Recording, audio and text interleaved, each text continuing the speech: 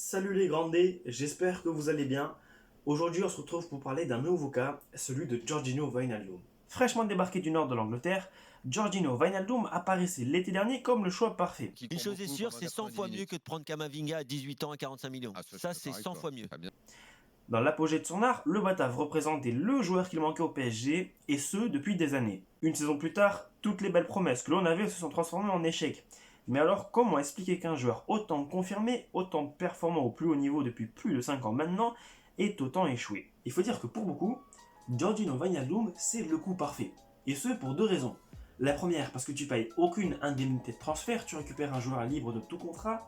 Et la seconde, parce que tu récupères le joueur qui manque, la pièce du puzzle manquante. Gini Wijnaldum, sur le terrain, c'est le mec qui manque au PSG parce que c'est le mec qui va faire le pressing, qui a la hargne, qui fait les efforts défensifs quand il y a une transition à faire, qui est aussi bon dans la transition offensive que défensive.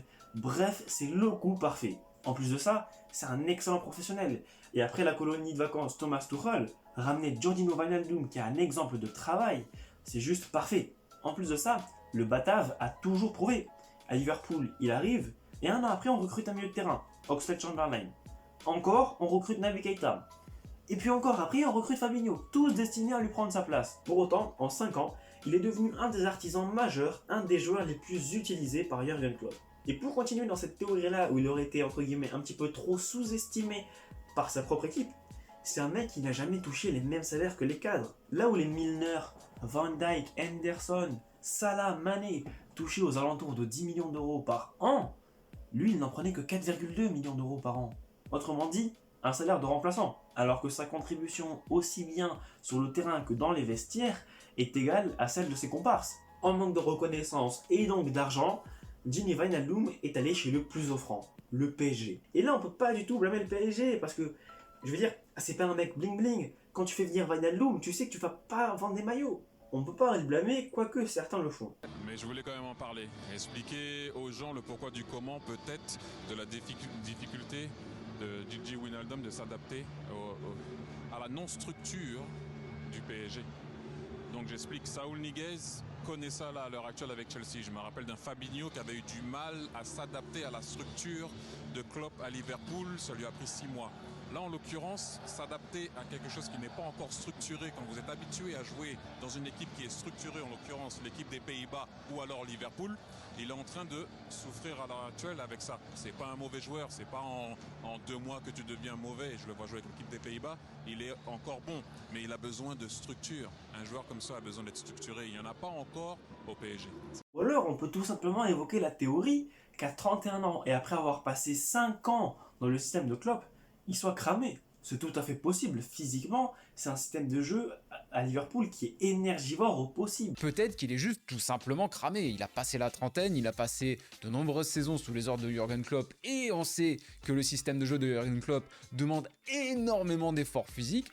Bon, c'est une possibilité aussi. Mais bon, ça ne change rien au fait que son niveau de jeu cette saison est totalement décevant. Surtout, on ne peut pas blâmer le PSG parce que ce transfert-là, c'est un transfert qu'on a rarement vu ces dernières années au PSG. Enfin, je veux dire, tu sais qu'en faisant venir ce mec-là, tu vendras aucun maillot. Par contre, sur le terrain, il est censé t'apporter des garanties sportives. Et ça, c'est pas commun au PSG ces dernières années. C'était moins un transfert aussi peu bling-bling que Wijnaldum, mais qui est censé t'apporter énormément de garanties sportives. Mais c'est vrai que c'est vachement dommage, parce que Wijnaldum, c'est le box-to-box parfait, capable de récupérer les ballons, capable de se projeter offensivement. Il est capable de jouer 6, il est capable de jouer 10. On l'a même vu jouer une fois à 9. C'est exceptionnel pour ce joueur qui sait absolument tout faire. Mais au PSG, on n'a rien vu de tout ça. En 18 matchs, c'est-à-dire qu'il a eu le temps de se dégourdir, de se dire faudrait que je me reprenne. Il a mis aucune intensité, il a jamais cassé de ligne, il a jamais été transcendant, il a jamais été influent sur le jeu. C'est aussi fou de voir un joueur passer de là à là. Et pour appuyer ce que je démontre, même si j'ai pas réellement besoin, mais on va faire un comparatif avec Seko Fofana, un joueur qui est censé être dans le même registre, box to box, et qui joue dans le même championnat. Cette saison, toute compétition confondue, Wijnaldum c'est 0,5 passes clés par match. Donc c'est une passe qui amène à un tir. Fofana, lui, c'est 1,1 passes clés par match. Allez, 1-0 Fofana. Mais passons à la prochaine stat. Mais allez, disons qu'on a envie de défendre le néerlandais. Disons que le PSG est une équipe qui touche plus le ballon que Lens, une équipe qui a donc plus le ballon, ça fait que les joueurs touchent plus le ballon, c'est des mathématiques, et donc les joueurs sont plus en mesure de dribbler. Wijnaldum cette saison c'est 0,6 dribbles par match. Seko Fofana lui c'est 2,1. Mais bon, Wijnaldum c'est pas que ça aussi. Wijnaldum c'est un box-to-box. Qui dit box-to-box dit aussi effort défensif. Dit le joueur qui est capable de combler tous ces errements, tous ces espaces laissés. Combien il fait d'interceptions? 0,3 par match. Alors que Seko Fofana, lui, il en a fait 0,7. Bref, vous l'aurez compris, Georginio Wijnaldum au PSG, c'est pas une grande réussite. Et ce qui est phénoménal, c'est qu'en une saison, il est quand même passé d'un des milieux axiales les plus réputés d'Europe à la liste des indésirables au PSG.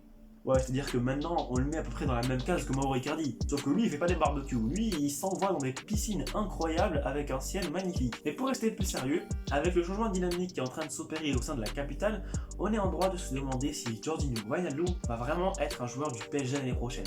Luis Campos l'a déjà placé sur la liste des indésirables, aux côtés de Mauro Icardi et compagnie.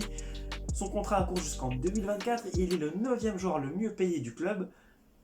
Le PSG a tout intérêt à en se débarrasser. Les Franciliens espéraient en récupérer une vingtaine de millions d'euros, sauf qu'aucun club n'est intéressé par le profil du joueur.